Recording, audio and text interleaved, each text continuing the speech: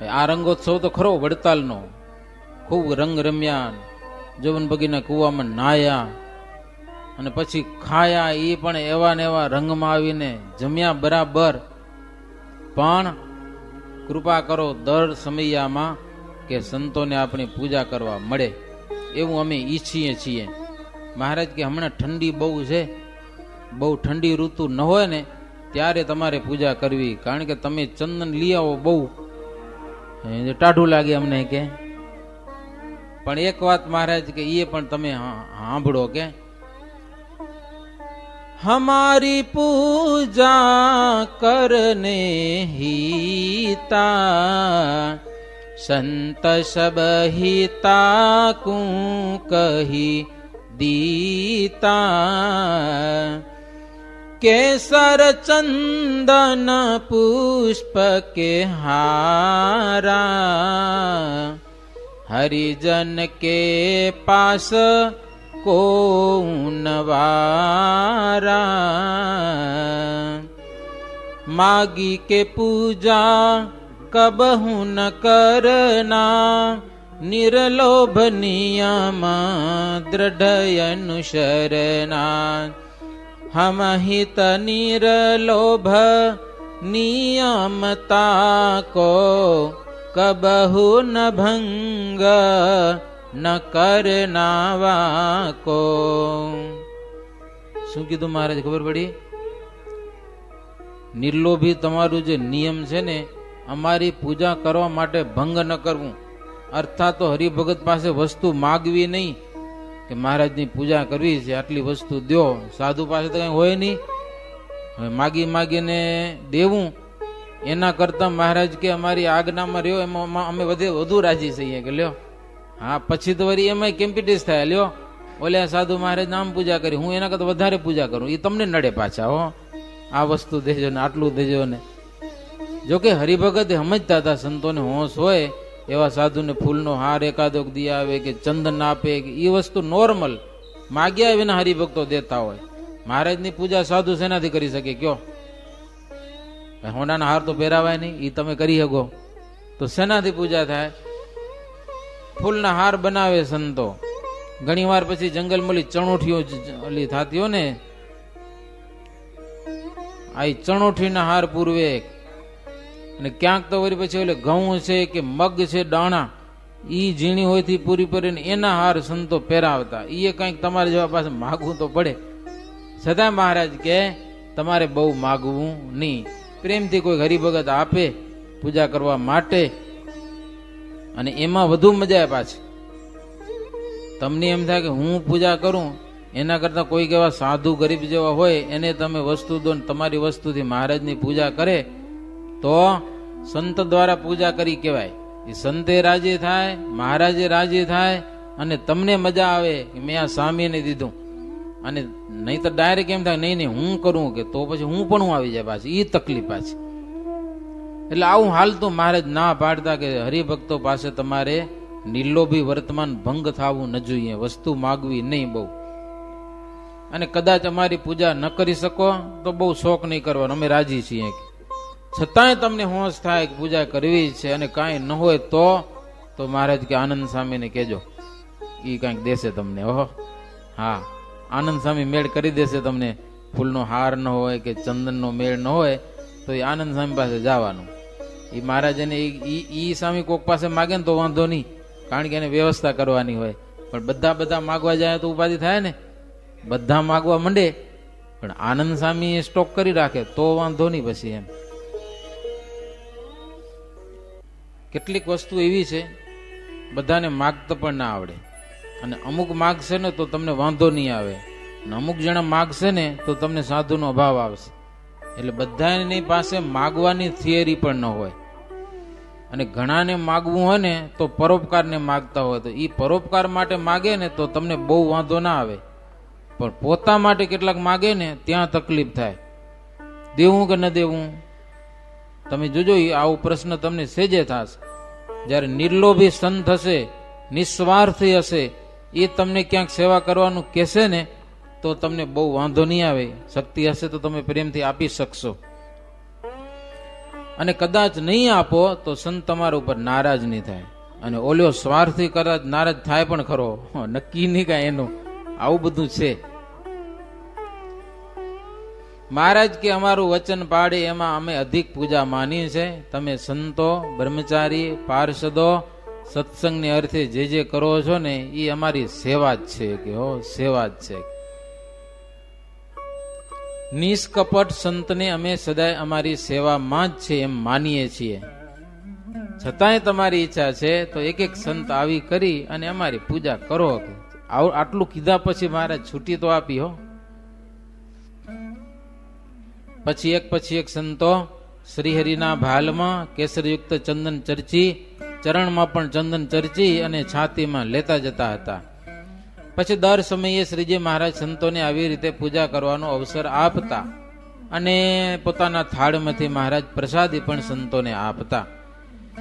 અને મૂર્તિ સંભાળવા માટે શ્રીજી મહારાજ સંતોને ક્યારેક પ્રસાદીના વસ્ત્રના ટુકડા કે એવું કંઈક પ્રસાદીનું આપતા સ્મરણ માટે. સંતો પૂજા કરી રહ્યા પછી હરિભક્તો પણ વસ્ત્ર આભૂષણ હારતોરા લઈ અને મહારાજની પૂજા કરવા લાગ્યા છે. બધા પૂજા કરી પછી આરતી કરી. સંતોએ પણ મહિમા સમજીને પરસ્પર એકબીજાની સંતોની પૂજા કરી. સંતોની પૂજા કરી. સંતોએ એકબીજાને વિશે દિવ્ય ભાવ રાખતા. બધા સંતો એકબીજાને પરસ્પર દિવ્ય ભાવ હોય ને, આ સત્સંગનું ફળ ઈ છે. એકબીજા પ્રત્યે તમને એક લાગણી, ભાવ, શ્રદ્ધા. નહીતર મહારાજ કે એકબીજાને વિશે દિવ્ય ભાવ ધારતા ને ભગવાનની પેઠે સંતના પણ ગુણ ગાય. ભગવાનની પેઠે સંતના ગુણ ગાય ને ઈ જીભ અમૃત જેવી, પૂજવા જેવી કહેવાય. મહારાજ કે જીભ હોય ઈ પૂજવા જેવી. અને જે સંત ઉપર પોતાને હેત હોય એના વખાણ બહુ કરે. સમજા, એમાં દોષ હોય ને તો ગુણ કરીને બતાવે. અને જે સંતમાં હેત ન હોય એમાં સારા સદગુણ હોય ને તોય સારો અભાવ ગાય એના. ઈ જીભ મહારાજ કે ઝેર જેવી કહેવાય કે ન ખપે કે જીભ ખપે ને કાપી નાખો મહારાજ કે. જેમાં પોતાને હેત છે એ ગમે તેવો હોય તો ઈ હારો, અને બીજો ગમે એવો હારો હોય તો એને એના અભાવ લેવા. આવી જીભ કામની શું મહારાજ કે ખપે નહીં, કાઢી નાખો કે લ્યો. કેટલાક હરિભક્તો સંત વગેરેની પણ ચંદન વસ્ત્રાદિકથી પૂજા કરી છે. જ્યાં સુધી કુસંગનો યોગ ન થાય ને ત્યાં સુધી હરિભક્તોને સત્સંગમાં દિન પ્રતિદિન ભાવ વધતો જ રહે છે. જ્યાં સુધી કુસંગ ન થાય ત્યાં સુધી. અને જો ક્યાંક કુસંગ લાગુ પડ્યો તો ગયા સમજી લેવાનું. ગમે એવા હરિભગત હોય ને મહારાજ કે પણ ફેરફાર થઈ જાય. દરરોજ ભગવાન પાસે માગવું કે 4 પ્રકારના કુસંગી છે ને એક કુસંગીનો યોગ થવા દેશો નહીં, કુસંગી આવા ન દેજો. જ્યાં સુધી કુસંગનો યોગ નહીં થાય ત્યાં સુધી એક ધારો ભાવ રહેશે સત્સંગમાં, એક ધારો. પછી તો શ્રીજી મહારાજ હિંડોળા ઉપર બેઠા હતા. સુગંધીદાર પુષ્પના હાર, તોરા, બાજુબંધ, ગજરા વગેરે ધારણ કર્યા હતા. હિંડોળો સોના મોતીથી ઝગમગી રહ્યો તો સરસ મજાનો. શ્રીહરિએ ભરતખંડમાં ઉત્તમ દેશ ગુજરાત એમ લખ્યું. આખા ભારત દેશના રાજ્યોમાં ગુજરાત રાજ્ય ઉત્તમ છે. આજે પણ જોજો તમે, બધા દેશની ગણતરી કરો તમે, ભારતના તમામ રાજ્યોની, તેમાં પણ જો કે આખી દુનિયાના દેશોમાં ભારત દેશ પવિત્ર અને આખા ભારત રાજ્યમાં ગુજરાત રાજ્ય પવિત્ર. ગુજરાતમાં પણ શ્રીજી મહારાજ કે ચડોતર દેશમાં વારે વારે આવા ઉત્સવ થાય છે. વારે વારે હો.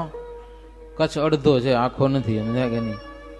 અડધો કચ્છ પવિત્ર ખરો, એમાં ના નહીં, પણ ચડોતર દેશ વારે વારે ઉત્સવો. એટલે મહારાજ કે એ મોટા તીર્થની સમાન ગણાય. કચ્છ દેશ તો પવિત્ર ખરો અને મહારાજને ગમતો પણ બહુ હતો.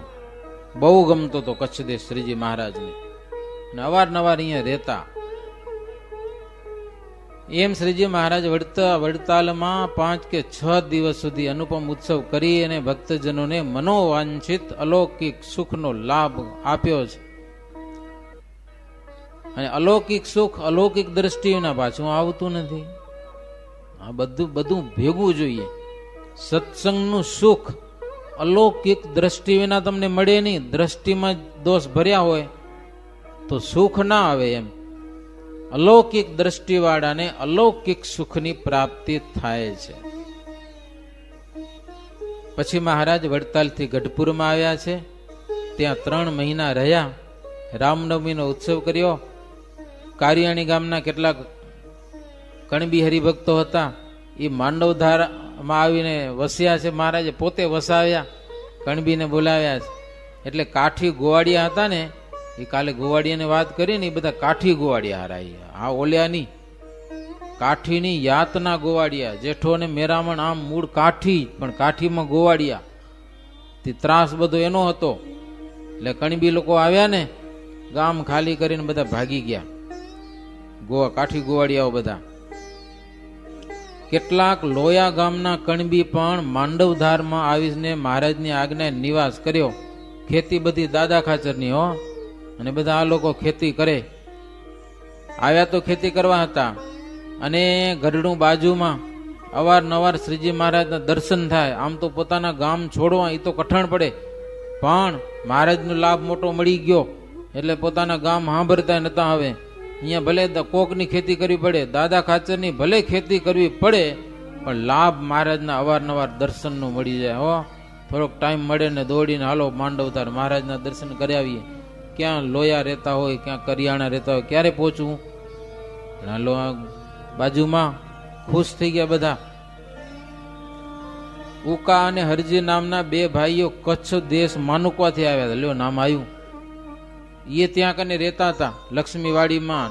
કાંઈ નહીં હો, સેવા ભાવે જાત જાતના ફૂલના ઝાડ વાવે ને શાક વાવે ને મહારાજ માટે લઈ આવે ને ફૂલ વાવે ખરા, અને તોડી તોડીને મહારાજ માટે લઈ આવે. ક્યારેક હાર પૂરવીને લઈ આવે ને આવીને નિસ્વાર્થ ભાવે કરીને સેવા કરતા હતા. મોટો લોભ શું હતો કે મહારાજના અવારનવાર દર્શન થઈ જાય, બસ બીજી કોઈ આશા નહીં. અને એક જ અભિલાષા શ્રીહરિને પ્રસન્ન કરવાની. એને માટે તો સત્સંગમાં કેટલીક બાઈઓએ પણ સાંસારિક સુખનો ત્યાગ કરી અને સંબંધીઓનો ત્યાગ કરી ગઢપુરમાં જીવબા અને લાડુબાની જોડે રહેતા હતા. અને પુરુષોનો કોઈ રીતે સંબંધ રાખતી નહીં. પછી કોકના લગ્ન થયા હોય, કોકને ન કરવા હોય, કોકના લગ્ન તૂટી ગયા હોય, આવી બધી બાઈઓ લગભગ નહીં હોય તો 30ની આજુબાજુ 30 જણ દાદા ખાચરના દરબારમાં. મંદિર તો નતું ને, મંદિર તો પછી થયું, પણ દરબારમાં બધા બીજા બૈરાઓને હાંચવા. એટલે યોગદાન જુઓ તમે એ દાદા ખાચરના પરિવારનું. એ કોક પોતાના ધણિયાથી ઝઘડા કરીને આવે અને એને રાખવા, એટલે એની કઈ ઉપાધિઓ આવે એ સહન કરવી, પાછી એના ફેસલા કરવા કેટલાક.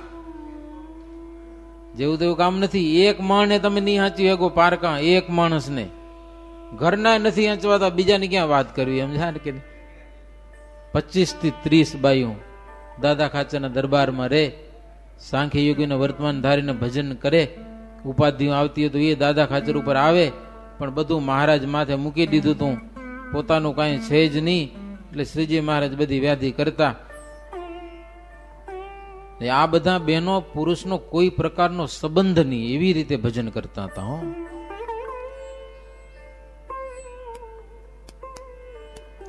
પરપુરુષના સંબંધથી સ્ત્રીઓને પોતાનો ધર્મ સંચવાતો નથી.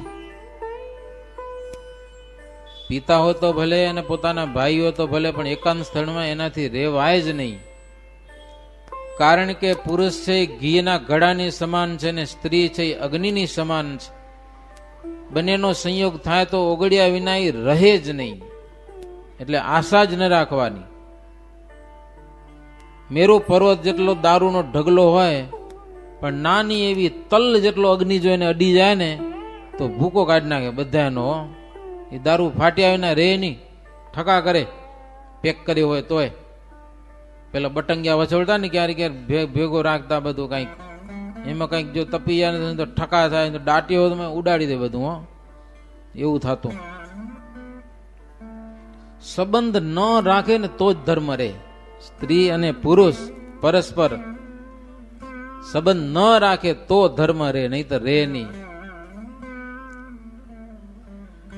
नारी को भूले संबंध जो होवे, विषय में मान निश्चय प्रोवे, च्यवन सौ भरी श्रृंगी ऋषि जेहा, नारद पर्वत जैसे ही तेहा.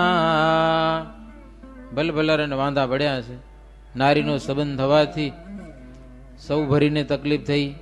નારદજી પણ ફસાણા, બ્રહ્મા જેવા પણ ભૂલા પડ્યા.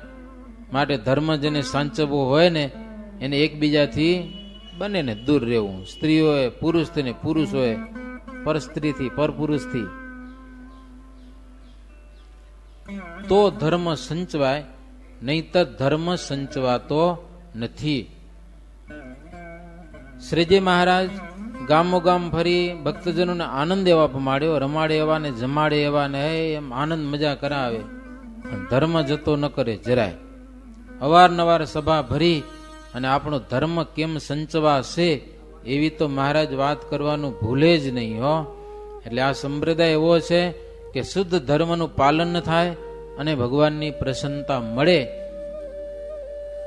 મનને રાજી ન કરો, ઇન્દ્રિયો અંતઃકરણને રાજી બહુ કર્યા છે, પણ હવે તો ભગવાનની પ્રસન્નતા થાય એવા ભક્તજનો ઉપાય હંમેશા કરવા.